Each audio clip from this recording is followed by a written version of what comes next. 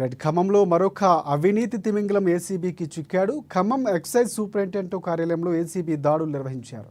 Licence xerox copy ఇచ్చేందుకు 1500 రూపాయలు లంచం డిమాండ్ చేస్తూ సీనియర్ అసిస్టెంట్ భూక్యా సోమ్లనాయక్ ఏసీబీకి చిక్కాడు. జిల్లాలో ఈ నెలలో ఇది 6వ కేసు కావటం గమనార్హం.